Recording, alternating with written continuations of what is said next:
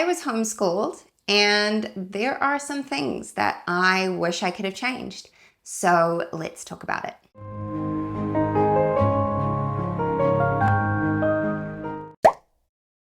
Hello, welcome here to my channel. I feel like it's a little bit of a sensationalized headline that I put on this video, but I have some thoughts about homeschooling, my experience with homeschooling, and I wanted to share them. And I feel like there are a lot of opinions about homeschooling and loud noise about it, but there's not a whole lot of people yet speaking up who were homeschooled and are sharing their experiences. There are more, I'm seeing more and more online now of a generation that was homeschooled. And so I just wanted to share my experience. And I actually hope this will be a really big encouragement to those of you who are currently homeschooling your kids or are contemplating homeschooling your kids, and you've got like some big questions or concerns or whatever. I'm going to share my experience and some things about it that I would have liked to have changed. But I do want to put a disclaimer out that I overall am very, very happy with my experience being homeschooled. It was a very positive experience. I'm very thankful for the skills that I was equipped with as a result. And I'm also incredibly grateful to my parents for the work and the sacrifices that they put in. Back in, it would have been the 2000s, early 2000s, when they were homeschooling me and my siblings. It was very new. There weren't a whole lot of people doing it. And there's certainly, my parents are from South Africa, and then we immigrated to New Zealand. But like in South Africa, it was not a thing. No one in our family over there had homeschooled. It was definitely, they were pioneers. And it was scary at the time. And I really just have a lot of respect for them and admiration for what they did when they felt it was best for their kids. So that's a little disclaimer. This is not at all any kind of criticism towards my parents. It's not even really criticism. It's just the things that I would have changed and maybe comparing that to what is available now. With all that said, if you're new here and you haven't seen any of my videos before, my name is Christine. I am a second generation homeschooler. I'm currently homeschooling my 3 kids who are 9, 7, and 5. My younger 2 will be 8 and 6 very soon. And I love homeschooling. It is something that I feel deeply privileged to be able to do with my own kids. And I like to share my tips, my advice, anything that I've learned along the way that I feel like is going to be helpful to other people. I like to share that here, and curriculum reviews and all of that kind of stuff. So if that sounds like something you're interested in, go ahead and subscribe. Now let's get stuck into the topic of homeschooling. So this is a little bit of story time, and then I'm just going to talk about the things that perhaps I would have changed or wish we could have been able to change back when I was homeschooling, because not everything was a possibility. So I was homeschooled from the age of 11 right through to graduation. And then I went on to get a bachelor in science of nursing and worked as a nurse until I had my kids, and the rest is history. Now I have an online business and I do different stuff. But I'm just so grateful for all of the education that I had, and even my nursing degree. As much as I didn't use it for very long, I still use all the skills that I learned along the way, and I certainly don't regret that. But my parents started homeschooling us when I was 11. Before that, I had been in public school, I think 3 different public schools, just because we had moved. They immigrated to New Zealand when I was 5. So I went to a public school for about a year, and then we moved to a different town. I went to another public school. Then I went to a teeny tiny little school that was run by our church. And by teeny tiny, I mean there were 21 students. It was tiny, and we ranged from age 4 through to 16 or something like that. So really tiny. And I can't remember. I'm trying to think. I think I went there for, it was a few years, 2 or 3 years. And then I went back to public school for a year. And that was a pretty pivotal year in our family. The reason that my parents put us into school is, 1, the church school was actually closing down, and 2, they really, really wanted to be able to purchase their own home. Up until that point, they had been renting, and they just really wanted to be able to settle down and own their own home. And so my mom also was a qualified nurse, and she went back and worked night shifts for that year. And my brother and I went to school, and my sisters were in kindergarten, or like that's what we call it in New Zealand. We call it kindy, but it's like basically daycare. That year was incredibly challenging for our family. I think I played sick that year more than any year ever. It was just not a very good year. I really struggled in school, not academically, but with bullying. And my brother had his own struggles in school as well. And basically, it was just not a great experience for our family. And I don't know when. I would have to like sit down and talk to my mom about this. I'm sure she's told me about it before, but they made the decision to homeschool. I don't know what that looked like or when exactly they made that decision, but they made that decision. They weren't happy with how the schools were being run, the things that were being taught or not taught.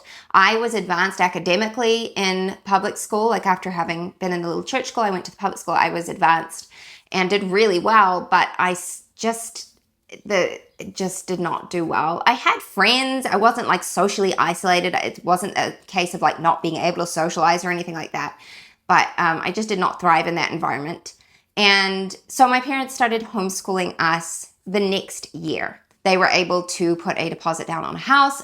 It was right during a recession at the time. I don't know which year it would have been, but it was a recession during the time, and they managed to buy this house that had been on the market for ages, and it needed doing up, and we were so excited, and we moved into that house. It's a house with a lot of good memories in it. It was the first home they purchased in New Zealand, and we've got some really good family memories there, and it's also where they started homeschooling us. So I was homeschooled. I was 11. My brother would have been like 8, I think.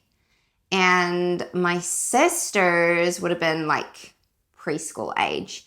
They're close in age, but there's a big gap between myself and them. I was homeschooled during a time where the internet was barely existent. Google is not a thing, certainly not that we knew of. And even if the internet existed, like we did not get broadband internet. I did not have broadband internet until I left home and was living in my own home that I was paying rent for, because it was too expensive. My broadband was just way too expensive. So we had dial-up internet that like you could like dial up, go make yourself a cup of tea and like a sandwich while the page was loading. Like it was really, really, really slow. So that in and of itself was a huge contrast to what homeschoolers have available today.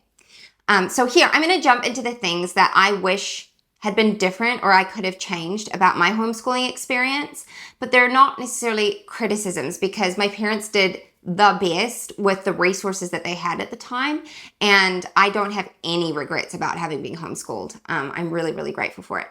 So the first thing I would say that I wish was more available back then, and this is just a case of like homeschooling wasn't that popular yet, is like a co-op situation or a bigger homeschool group. We did have a homeschool group that was mainly run through our church, but it was still like small, really, in the scale of things.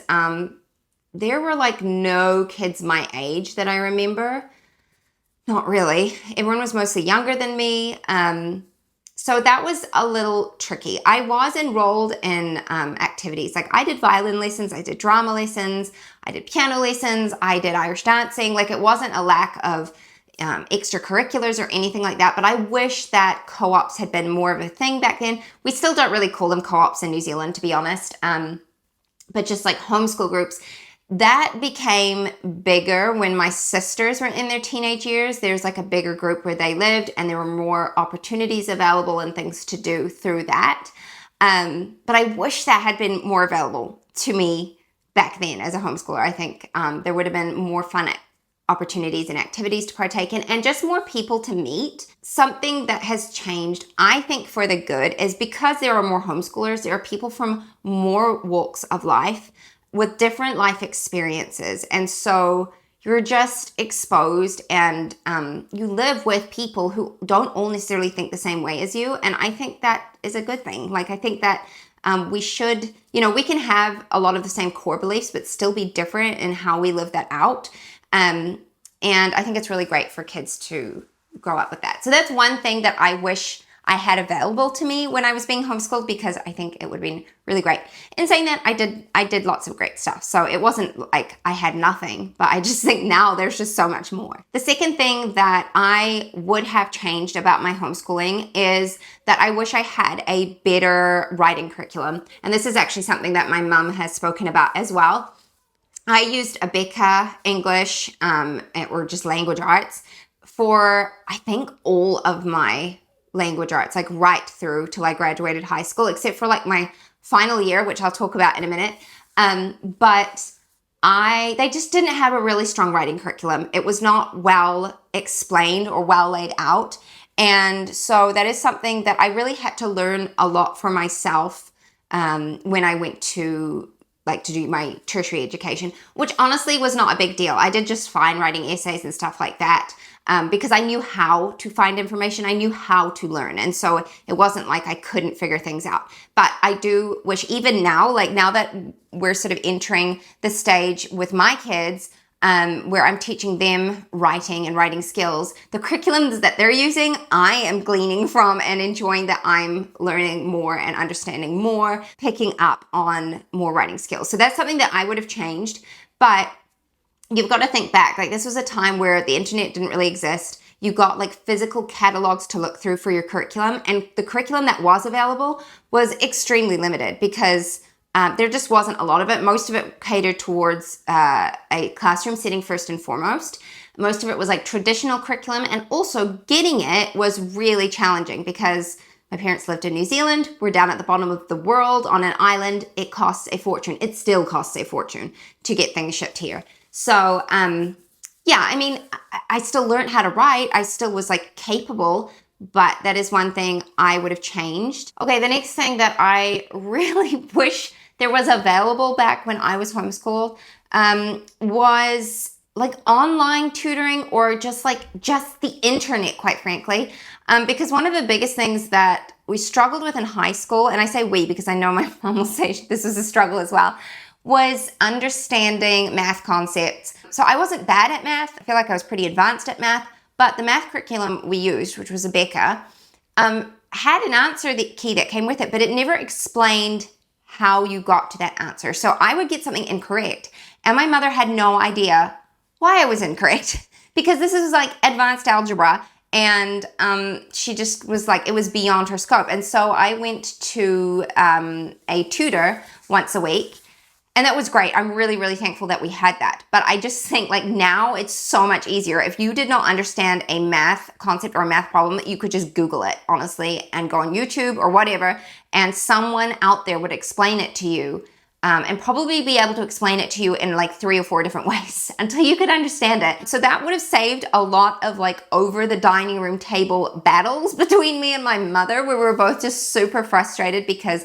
I didn't understand, and she was trying to explain it to me and I wouldn't get it, and she kind of like half got it but didn't fully get it, and I know that was hard work. So I wish that was available to me back then. And then the final thing that I wish that I could have changed, and I know my mom wishes this as well, was my final year of homeschooling. And my final year of homeschooling, I ended up doing a few NCEA courses. Now that's the New Zealand curriculum. So they had like a correspondence school that you could do. And the reason I did that was that the idea of it was to make my transition into tertiary education just that much more simple. Well, let me just tell you, there's a reason my parents homeschooled me, and the New Zealand curriculum was just not a whole lot of fun to do. It was just dumb, to be honest. It was too subjective. The grading process was really insane. In fact, my final essay, or my final test that I had to do for English, was on the play Othello, and I had to write an essay when I sat my final exam, and I did not even read the play.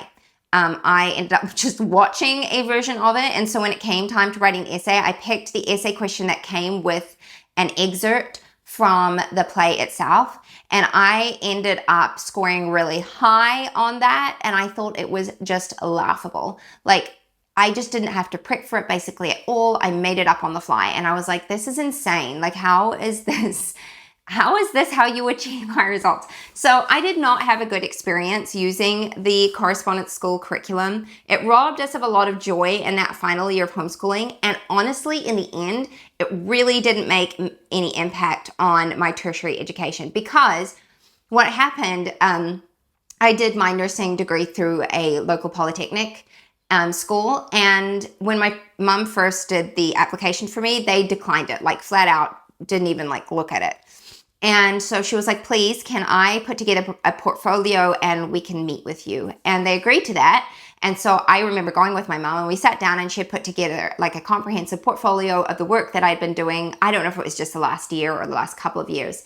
But when they opened that up, they saw that the science, I had just done anatomy and physiology, was the content that they were going to be teaching in the first year of nursing. And I'd already done all of that. And so they took one look at that and were like, yeah, totally, of course, she can join.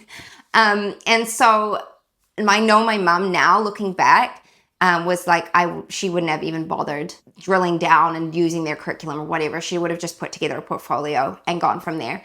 And now that is like, it's a very specific situation. Each country is different. Each child is different. And what you're going to pursue will also dictate what you do in your final years of homeschooling, going forward. But for me personally, that is something I wish we could have changed, because it was not fun. It kind of like killed the joy of learning in the last year of homeschooling. And we could have done some other like really great stuff, but it's just one of those things. Now, those are really the main things that I would have changed had I been able to.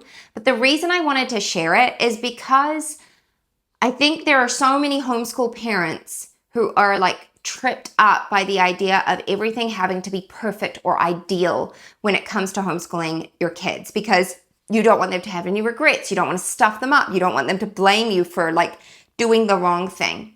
And I want to share my experience, because my parents didn't always have the ideal circumstances. They didn't always have the perfect resources. They didn't have a budget that was like, just open to whatever. In fact, for the vast majority of time, they had very, very little money. And yet, I had a very positive experience. And while there were potentially gaps in some things, like writing, for instance, I feel like I could have been stronger in that.